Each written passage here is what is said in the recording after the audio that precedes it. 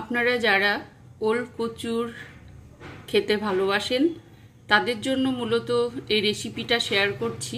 আপনাদের যদি ভালো লাগে অবশ্যই দেখুন, আর ভালো না লাগলে স্কিপ করে যাবেন, অসুবিধে নেই।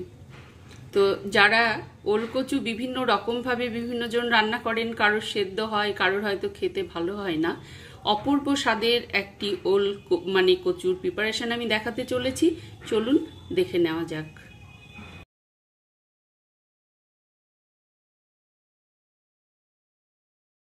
Hello guys, good morning everyone. চলো আজকে তোমাদের সঙ্গে যে রেসিপিটা শেয়ার করব সেটা দেখে নাও।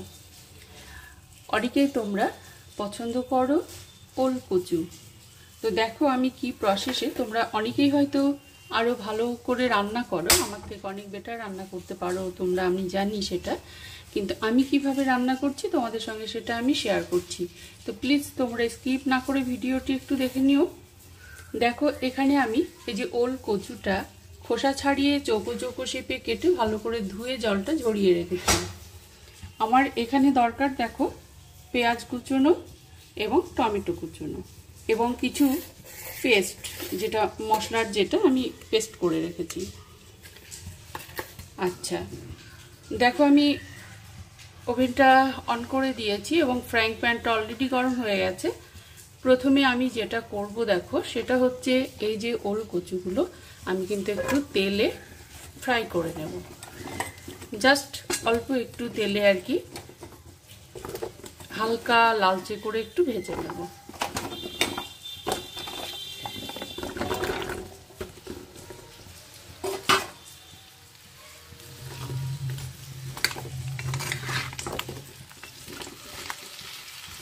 আচ্ছা তোমরা এই ক্ষেত্রে সাদা তেল বা সর্ষের তেল তোমরা যেটা চয়েস করবে সেটা কিন্তু ইউজ করতে পারো। দেখো আমি দিয়ে দিলাম এখানে অল্প পরিমাণে একটু হলুদ গুঁড়ো, আর একটু দিয়ে দিচ্ছি দেখো অল্প পরিমাণে লবণ। আমি কিন্তু খুব ভালো করে একটু মিশিয়ে নিই।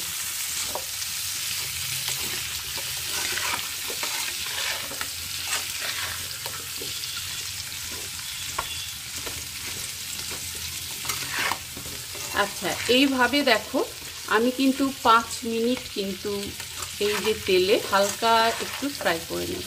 তো তোমরা সাথে থাকো প্লিজ। আমি অফ ক্যামেরায় মিনিট 5 আমি এটা জাস্ট একটু হালকা ফ্রাই করে নিই, তারপরে তোমাদের সঙ্গে শেয়ার করছি আমি কীভাবে রান্না করব। আচ্ছা এখানে দেখো হালকা ফ্রাই একটা কিন্তু হয়ে গেছে, জাস্ট একটু নাড়াচাড়া করে একটু দেখো এই যে হালকা একটা কোটিং হয়ে গেছে লাইট ব্রাউন। এবার যেটা করব দেখো আমি কিন্তু রান্নাটা বেসিক্যালি করব প্রেসার কুকারে। প্রেসার কুকার এখানে ফাঁকা আছে দেখো। এবার আমি যেটা করছি দেখো, আমি যেহেতু প্রেসার কুকারে রান্নাটা করব সেহেতু রান্নাটা প্রেসার কুকারে উঠিয়ে দিচ্ছি এটা।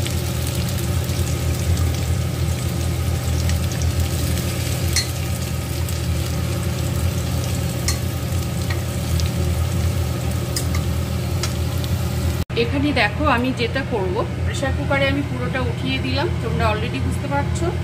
দেখো আমি যে প্রসেসে প্রতিনিয়ত রান্না করে থাকি তোমাদের সঙ্গে আমি কিন্তু সেটাই শেয়ার করছি। তো তোমরা অনেকেই ভালো রান্না করো জানি, তবুও আমি যেভাবে করছি অন্তত একদিন ট্রাই করো, তাহলে বুঝবে যে রান্নাটা কত ভালো লাগে খেতে। এই যে সাধারণ ওল কচু রান্নার গুণে কিন্তু অসাধারণ হয় খেতে। দেখো একটু কালো জিরে দিয়ে দিলাম।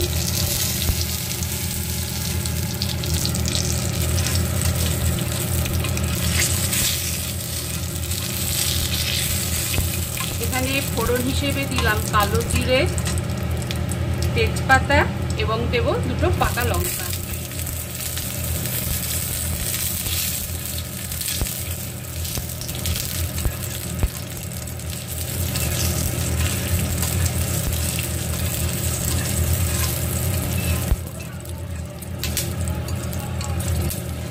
আচ্ছা ফোড়নটা দেখো এখানে রেডি হয়ে গেছে।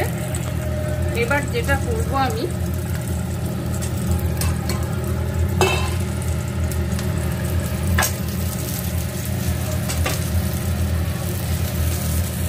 দেখো এখানে কিন্তু আমি এই ফোড়নটা এখানে ঢেলে দিচ্ছি।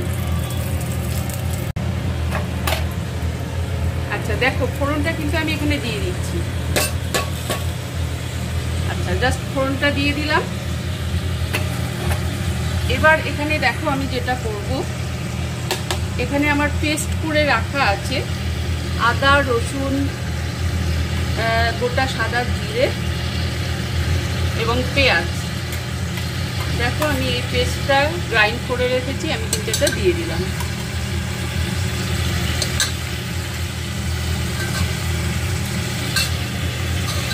আচ্ছা এবার দেখো এখানে আছে কুচনো পেঁয়াজ এবং টমেটো, এইটাও কিন্তু আমি এখানে দিয়ে দিচ্ছি।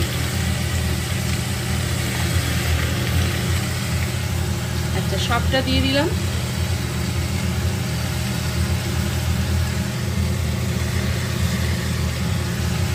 এখানে আছে মাঝারি সাইজের দুটো পেঁয়াজ এবং মাঝারি সাইজের দুটো টমেটো।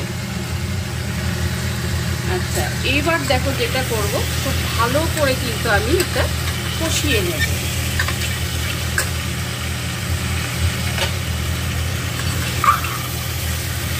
সমস্ত কিছু এখানে ভালো করে কষিয়ে নেব। আমি কিন্তু খুব অল্প পরিমাণ তেলে করছি এবং কাঁচা লঙ্কা তোমরা তো দেখতেই পেলে।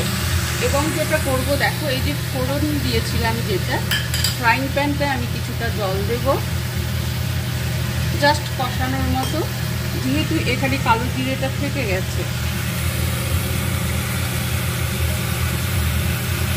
দেখো কালো জিরেটা যেহেতু থেকে গেছে আমি কিন্তু এটা ঢেলে দিলাম।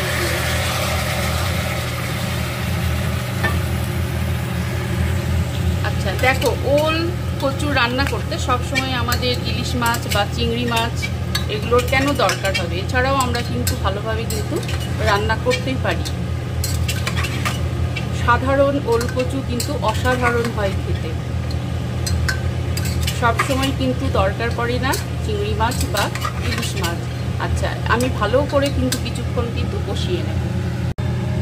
আচ্ছা এখানে কিন্তু আমি 5 মিনিট খুব ভালো করে কষিয়ে নিলাম।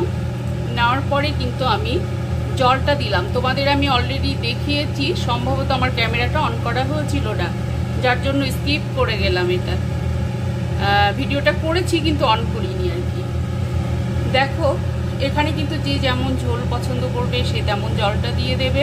কেউ যদি ভুনা খেতে চাও বা কষানো খেতে চাও অল্প একটু জল দেবে সেদ্ধ হওয়ার মতো। আমি একটু ঝোলটা আমি রাখবো এবং অনেকটাই টেনে যাবে সেদ্ধ হওয়ার পর। এবার দেখো আমি 4টে কিন্তু সিটি দিয়ে দেব। দেওয়ার পরে হুইসেল অর্থাৎ আর কি ভেপারটা বের করে দেব। দেখো আমি এই পরিমাণ আমি জলটা দিলাম ঝোলটা রাখার জন্য।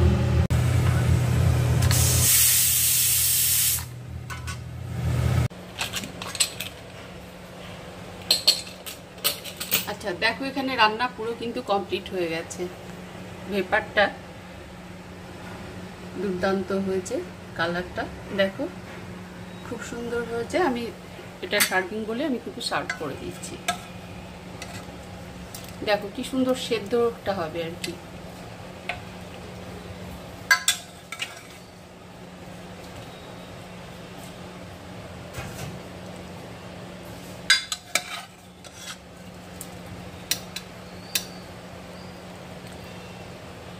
দেখো যাদের কাছে ওল কচুটা মানে সেদ্ধ হয় না আর কি কড়াতে রান্না করলে, তারা কিন্তু এভাবে অবশ্যই কিন্তু তোমরা করতে পারো। খুব সুন্দর রান্নাটি হয় এবং সেদ্ধটা দারুণ হয়। দেখো তোমরা অলরেডি বুঝতে পারছো যে সেদ্ধটা কত সুন্দর হয়েছে।